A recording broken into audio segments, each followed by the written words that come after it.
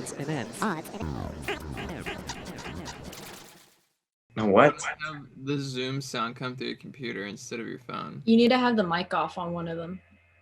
Yeah, the mic is off on one of them. What about for y'all?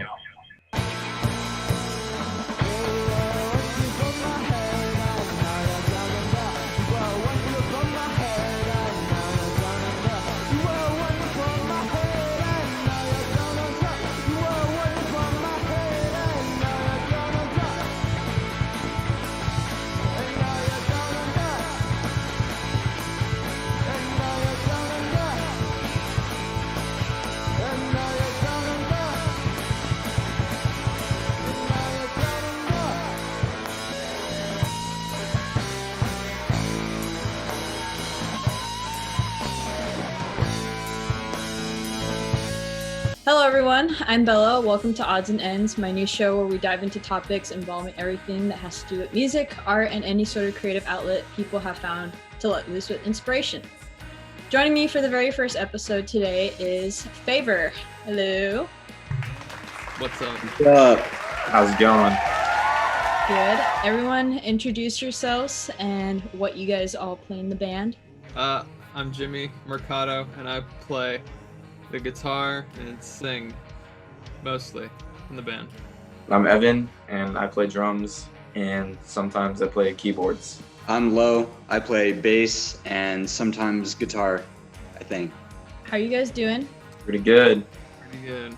Doing good. How's quarantine been going for you guys? Has it been a little bit more difficult creating music nowadays? I feel like it's been a little bit easier for me because I have more time to just sit at home and work on things. Mm-hmm. Yeah, I would agree with that. Yeah. It's kind of, I don't know. I think it's maybe a little bit harder because like school Yeah, kinda definitely. takes up a lot of time. But other than that, I think it's pretty good. Nice. Well, I want to give a little bit of background on you guys. You guys are all based out of Austin, formed in 2017 from what I remember. You guys put out a couple singles and then your full length came out in February this year actually. And now you're working on the next album. Can we talk about like how we all met and like the bond we've all like formed during quarantine now? Because I didn't even know who you guys were. We didn't know anything about each other until we all met. Yeah, I'm pretty sure we all met on Safe House. That was kind of where everything started, like our bond. And Safe House was like one of the first times I think we ever played any live stream. So it was a pretty big deal for us. And the album was like gonna come out like 2 days after that. So that was like one of the biggest weeks for Favor in general. Yeah, I do agree with that. We did meet at Safe House. After the show, we like went up and thanked everyone, and you were like, "You guys were awesome." You took was awesome true. photos. That was a great performance and show, and I remember just seeing you guys and I was like, these guys are like a combination of all the different styles of music that I love. And I even brought it up to Jimmy. I was just like, you guys reminded me of this, and like in good ways that I was just like, it's something that I've been listening to, and that's how we kind of all started talking to each other and like becoming friends. I found out from Lo a while ago that crazy idea is that we were all at the King Gizzard show, but we had never met until Safe House. So it's like crazy that Safe House was the thing that brought us all together. And for people that don't know, Safe House is a live streaming group in Austin that I work with, and I do like all their photography work, and we have bands just go and play, and it's all put live. But yeah, it's just so crazy, like something like that just brought everyone together, and we wouldn't have known if it weren't for that. Yeah, that King Gizzard show was crazy. I think that was in like September. Yeah, So it was wild how much time had passed between then. for sure. Oh, I you've been remember over just a year. yeah, I remember getting to the car and I was just like, my shirt was so wet. Not from my sweat, but from everyone else's sweat because of how close it was. And to think about that now with like COVID, it's just like crazy that we were living in a time like that. So what has been the way, I know you guys put out some singles, what has been the way that you guys are like going about recording right now? You guys all getting together? We haven't gotten together a ton lately. Definitely at the beginning of COVID, we were like, well, we had started working on the album in February, the second one. Pretty much like right after we finished the first one. I think we were like just wanting to jump into it. And we had a couple ideas that were left over. Some of the singles that we had already been playing live. But when COVID hit, we didn't, I think, get together for like 3 months. Yeah, 3 months, I think. And then in May, we started doing rehearsals and recording sessions. We kind of been going since like until October. But lately the cases have been getting high again, so we haven't seen each other a ton. I saw Jimmy yesterday, and that was the first time I'd seen him in probably like at least a month. So, yeah. But it kind of like, it's easier to make like ideas and share ideas in like quarantine. You know, we can like text them to each other or use the Google Drive. We have a shared folder. And so we've kind of just been finishing album 2 because it's pretty much, it's close, pretty close, and started working on album 3 because we've made so many ideas that we want to start like fleshing them out for the third album, which we want to come out next year as well. And I want to mention that you guys are all doing this yourselves. Like, there's no other studio producers or anything besides all you guys. So do you feel that it's easier to do it that way as compared to like working with someone else? I don't know, that's probably a question for Jimmy. It's definitely less stressful than, I guess, like going into a studio and being like, okay, you're being charged this amount, you gotta crank out this in this amount of time. So like doing it at my house, it's a lot easier in like the sense that like we have as much time as we want, but I can also like mean like it takes longer for things to come out, but we just do it at our own pace. And like when we start a record, it's like it's like everyone in the same room, and then we track all the drums in a day or so, and then we get the bass done, and then I usually have to get everything else done like on my own. So, and everything's just at my house, so it's really easy to do. But I think if we were to go in a studio, we'd probably really annoy an engineer by how many takes we do. Yeah, definitely. And do you ever get that feeling of like, after you've completed something or released it, that you're just like, oh, I should have added this, or like you get other ideas? I know playing before, when it was we could play live, we would be like, oh, we recorded it this way, but you know, we could just make that a live thing now. Did you guys ever have those moments? We have a lot of moments like that. And sometimes we have like entirely like different sections in our live shows that are like completely different than the record, which we're fine with not putting on the recording version, but it's pretty cool that people might be able to catch on to that during the live shows, listening to the songs. Yeah, I feel like we do that with so many songs, like, and we still do it. Like to this day, we still are always like texting each other, like, "Yo, how can we make this song like so different live?" And I know that there's like so many plans for when we come back to the stage, and like just how different everything will sound by the time we get back to playing. You know, you're playing a song in the studio, you record it, say that, and then if we were back into times where we were able to play a show and the song was still like recorded and you played it live differently, what's the decision of how you want to make it like released, I guess, if that makes a little bit more sense? Yeah. I think like for an example, like on our song 10, like on the record, it's on the bridge part, there's just guitar and vocals, which was like a thing we thought of like kind of like after we recorded like the main drums. So then when it came time to like do it live, we thought, okay, well we could do that, and then live Evan's playing drums, and then Lowe's also doing bass in that part, and then there's like another section that's added that's not really like on the record, so it gives more of a reason for people that come out to shows to hear something that's not on the record, because if we just played like the record, there would be like no reason to come out, I guess. And we're usually fine with not having those sections included on the recording as well. We think we're pretty happy with how the songs are structured and what parts are in it when they come out. Like we definitely think about that before we like finalize the song. I feel like there's this one song in the new record that like we took the opposite approach to, Mhm. and instead of like thinking about all the ways in the future that we could do it on the stage, we thought about like making a song that we like couldn't really do on the stage in that Yeah. way. And so it's really been like a process. This one song has been like a process for about 2 years now. And I think it's gone through a ton of different transformations. And now it's just this like whole big thing that probably will never play it like the way it sounds in the record. But then that leaves it kind of special because the only way you can hear it that way is if you hear it on the record. Yeah, for sure. I mean, that was like what makes songs unique and different from live. I wish we could do live shows still, but like it just makes it more like fun, I guess, too. To experiment with the song from how it started. But I want to go into what got you guys all into music and like what were some of your inspirations getting into it. Jimmy, you want to go first? Sure.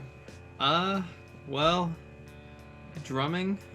Like, I'm a drummer first, so I definitely got inspiration from my dad. Whenever I was really young, there was just like a drum set up here, and this used to be like a living room with like a couch there and a couch there and a TV like where I'm set up. But there was just a giant drum set, and my dad got me really turned on to Rush at a young age, and I just watched a bunch of videos of Neil Peart. So he's like my biggest inspiration drumming. And then guitar picked up at around 5th grade, and I kind of wanted to start because of Billy Joe Armstrong of Green Day. Yeah. I was like really into Green Day. I was like, dude, I damn. met him Really? during South by Southwest. The first time I went to South by Southwest. Incredible. But yeah, him and Kurt Cobain definitely inspired me to play guitar. The first thing I learned was piano. I took piano lessons like I think when I was like maybe 6 or 7. I think I was 6, and I like wasn't digging piano really at first, and I quit lessons because I just didn't, because it was like classical piano and I didn't really enjoy that. And I got into guitar after that, and it was classical guitar, so I wasn't learning like any kind of songs or anything like that either.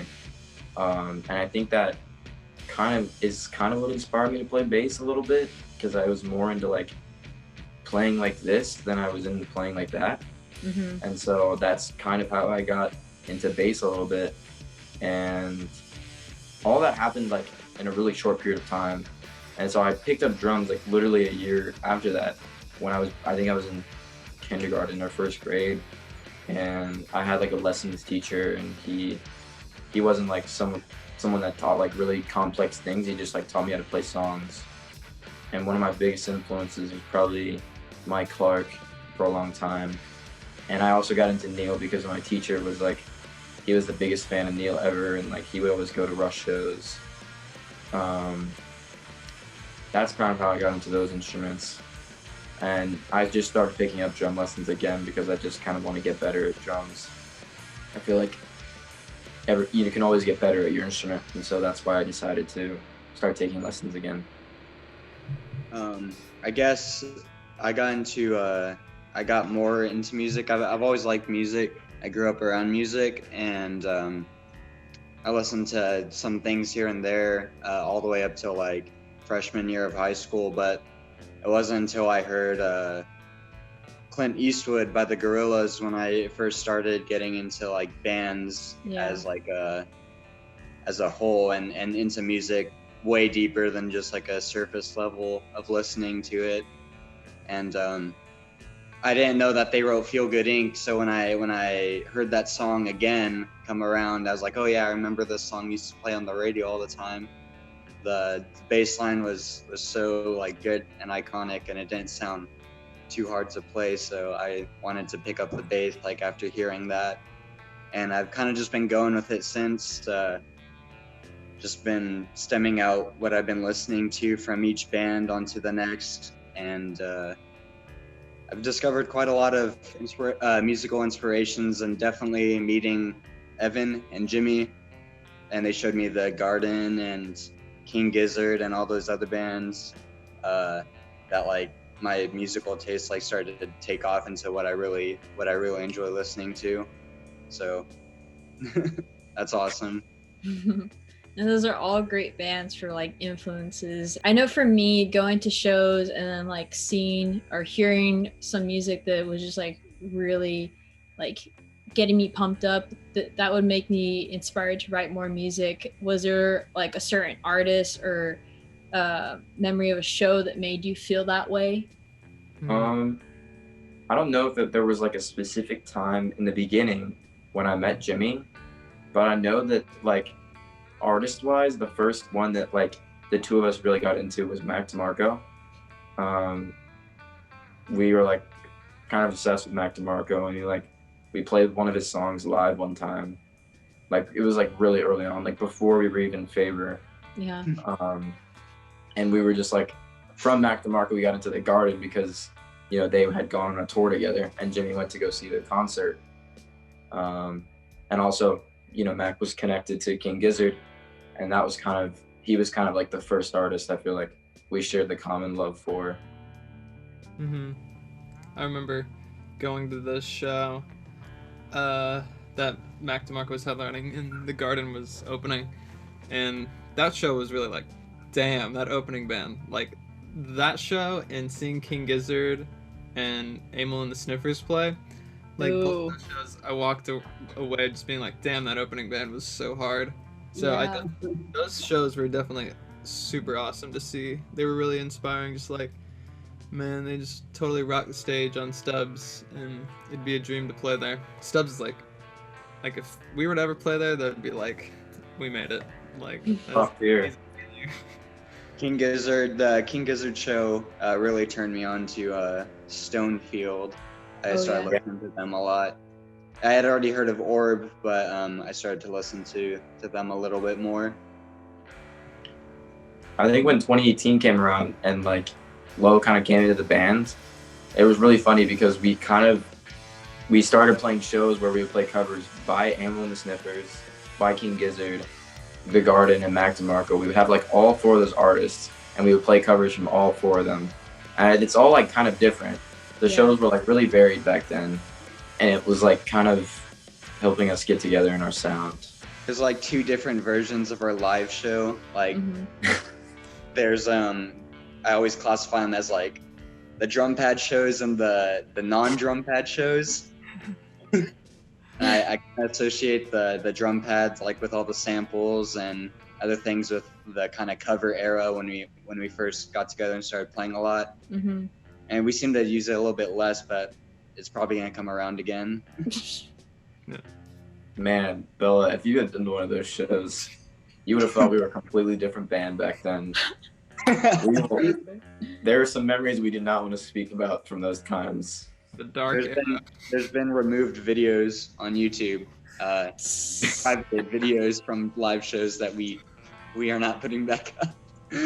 Yeah, I think I've seen some videos of you guys from like the past, like I don't know why, I guess from like Safe House and all that it'll like come up in my recommendations, and I'm like, I know these guys kind of thing. But it's funny, and like to see how much you guys have grown since like that first couple times, because you guys started in 2017 Favor officially, but before that you guys were all playing, I think, in different projects too, right?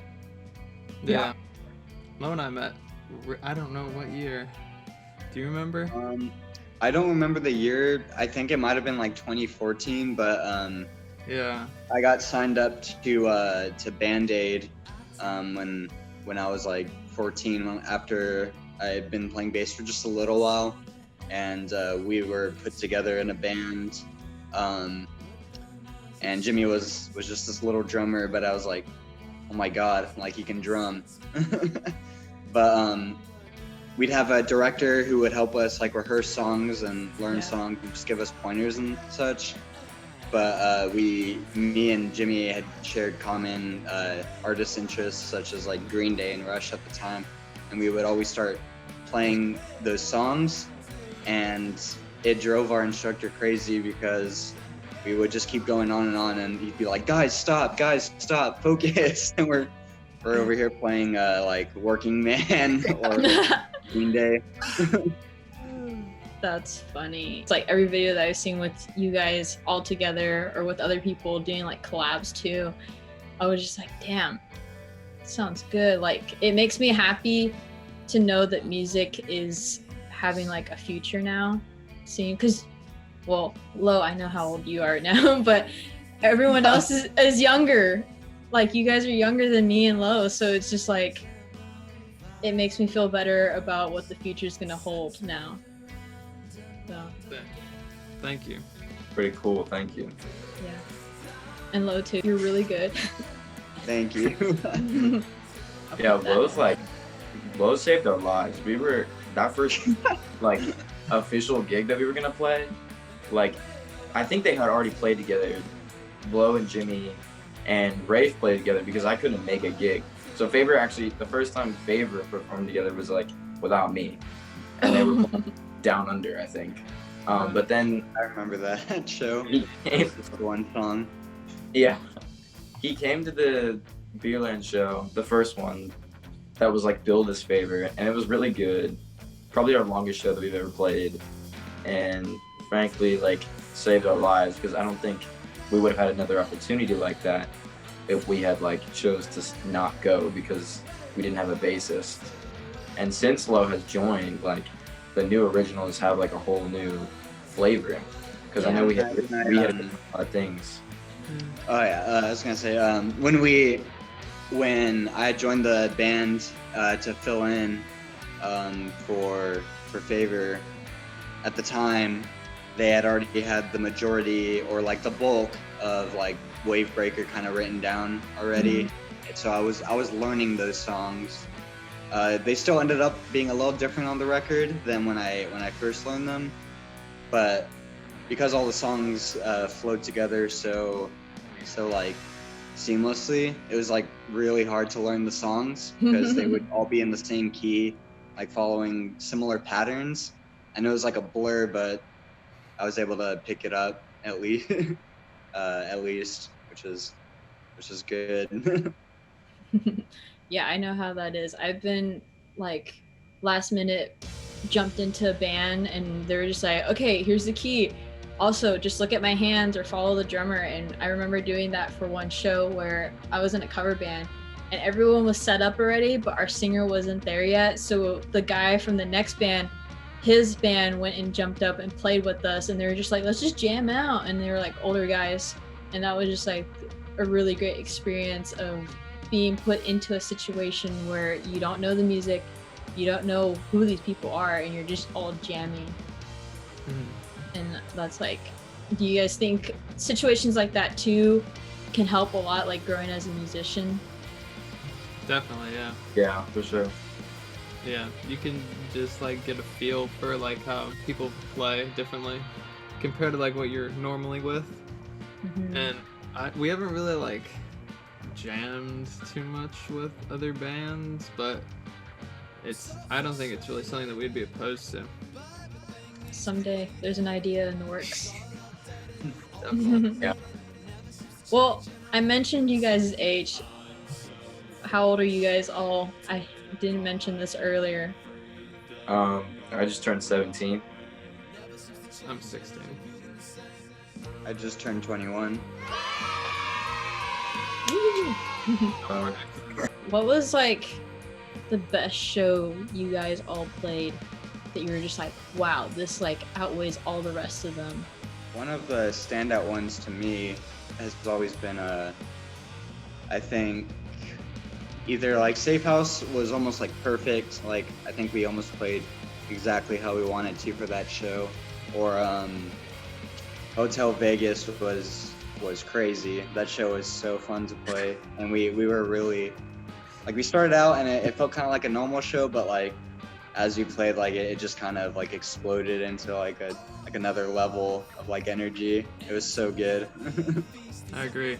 I definitely think those shows were awesome. I definitely think I don't know. I really have a good memory of our first festival that we played at called VHS Fest. We weren't like the tightest, but it was really cool because there was like a ton of people there, and it just felt like really odd but awesome to like play to like that many people. So that was awesome. And then our album release show at the Empire, like there was like lights and like probably like the biggest stage we've played on. Oh, I forgot about that one. But that one was also really Yeah. There awesome. weren't a lot of people there because it was like 18 or like 21 and older. And, like our friends couldn't get in, but Yeah, that's it the was thing that sucks. Yeah, definitely the Empire show was really cool. Probably my two best memories were like pretty recent shows. The one we did a Hole in the Wall was like logistically messed up, and like there were things that went wrong kind of before, and it was also a super cold night. So it was like I was like my hands were freezing and stuff, but we played like a pretty like jazzy set, and it was kind of laid back, and the drum set was really weird, but that was that was a Hole in fun the Wall show. again? Hole in the Wall? Yeah. That was in February. Yeah, I forgot. I'm trying to One remember of what the venue was. It was I'm pretty sure it was the last one we played before Safe House. Had that And big, so we were- that big Ampeg, I think. Yeah. And Oh, okay. it was like in the back, like downstairs. Yeah, I remember that one. We were getting a lot tighter during that period, right before COVID, and so I felt like that show was really good. And there were like a good amount of people at that one. And then the other one would probably be the fundraiser we did at the North Door. Probably, probably the biggest one we ever did.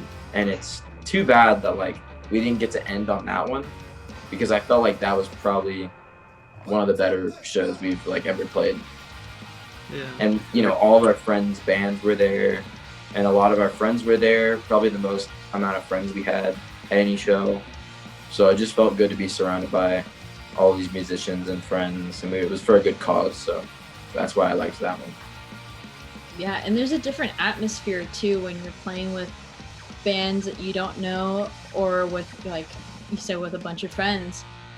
The vibes totally change, and how many people show up and all that. But I've seen, like, from social media and all that, you guys seem to have a lot of people and like friends that are like super supportive about that. How do you guys feel about more people like recognizing you guys now from that? Awesome. It's pretty cool. It's a great feeling to have friends who support what you do. And I saw like something about Sweden. How that happened? Okay. You want me to tell the story about Sweden? Yes. Yeah. tell 'em. Okay, so People are probably wondering. yeah, all right. So Down Under was like the last single from the first album that came out early this year.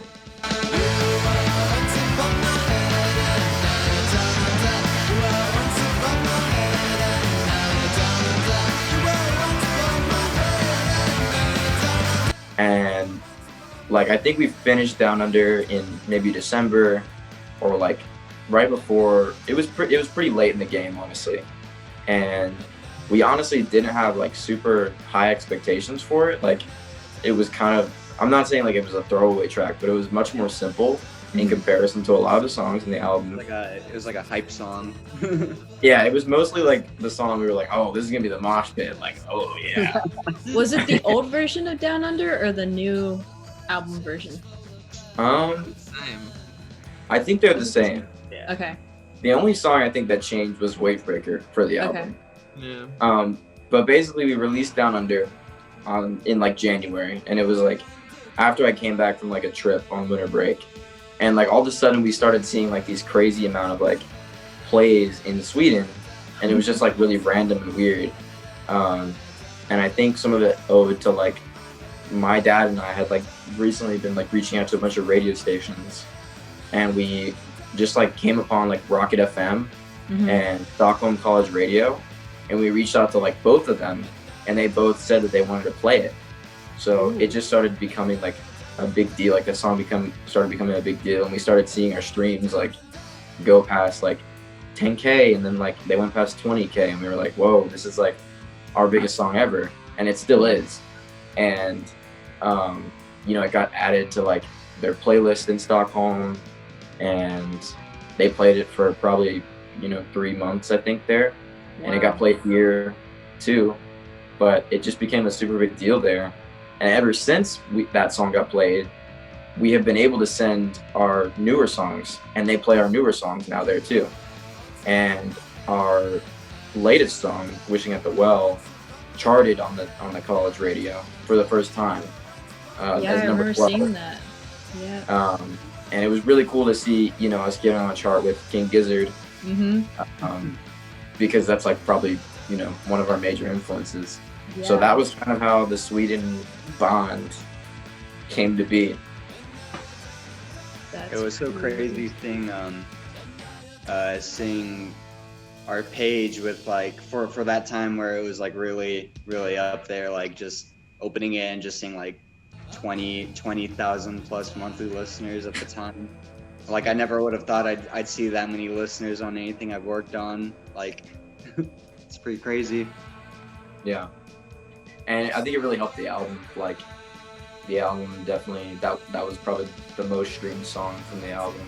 And some of the other songs were a little lower, but for the most part, that really helped the album as a whole, because people would always listen to that song. And but then we had to like play it at every show, and so then I kind of like got tired of that, dude. Yeah. Not to say it's not a bad song. Yeah, it's a good song, but playing songs constantly and repeating, it can get a little bit tiring. But yeah, that's crazy that you guys are gonna have a huge following in Sweden, and you guys are probably gonna have to tour there next, huh? Be crazy. Would be cool. Hopefully. The dream. That would be awesome. Yeah. Like, what places do you guys, like, let's say COVID's not a whole thing and you can travel anywhere, what places are on your list of like hitting up? I haven't thought about that like a ton. I haven't really thought about like places, like city-wise. It would be really cool to like go to London. I know London like has recently played Wishing, and they played it like 9 or 10 times like on the radio. Excuse me. And London is like, I like that city a lot. It'd be cool to play there. Australia would be cool. I've never been to Australia. Play GizFest someday, maybe. Yeah. That would be awesome. That'd be dope. Wild. You guys would fit in with the lineups. Did you guys have a lot of plans before COVID hit? Like tons of shows? I know I had like shows every week leading up to South by, and then it got canceled, so we didn't do those. We were mostly just our biggest plan was just working on getting the album out. I feel like I don't know if if I just can't remember, but I don't recall any like big shows that we had planned. Mostly just like album stuff. Yeah. Playing a lot of shows, and some like we had an unofficial South by show that we were gonna do from like the same people who put on our North Door show that Evan said like that was one of his favorite shows. But I remember that. Yeah, I was gonna. So like we had like favorite shows and stuff, and then I like personally had like I was like filling in for a band called the Blowies, and they were gonna like be an official South by band. Mm-hmm. So I never got to actually be in South by, but it's okay. Yeah. One day. One day. We can make our own like fake South by show. For reals. I'm sick. We'll do that instead. Well, I guess we'll get close to ending it. The last question. Which bands would you love to like collab with in the future? It can be local, it can be anyone. Whatever you guys think.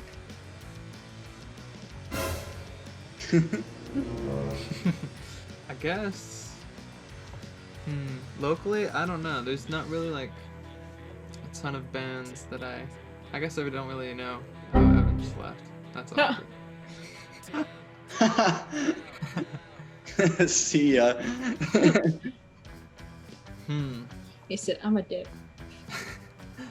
I guess, I don't know. My other band that I'm in, Professor Rafe, that'd be kind of cool. since I guess like our networks are close, but like major names, I don't know. Are the Naked Giants local? I want to say That's what I was thinking. That would be That's awesome.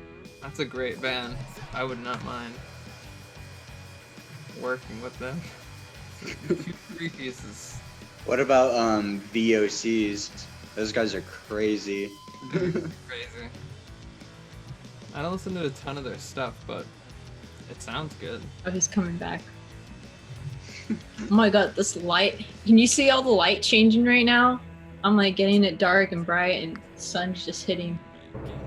Mine's changing a lot too. It's like getting darker and brighter. Yeah. Sorry guys, my phone died. Oh. We're like, he just said I'm a dip. No, like I literally was like about to talk and then it just like died. It was waiting for me to talk. Evan, we were saying probably the Naked Giants would be an awesome band to play with. Oh yeah, totally. Definitely. Evan, That's like a dream to like play with someone like with that big name credits, you know, like someone that big would be crazy. yeah. Yeah, they're super dope people. I love working with them. So, Your video is a little weird, Evan. you're like Is it? sideways. Sideways. Oh, okay. Sideways. Wait, I need to like adjust it. Okay. There you go. Okay, we're good. Y'all were He's all like, silent. All right, well, I think that concludes for the interview. And we'll be going on to part 2, the gear show.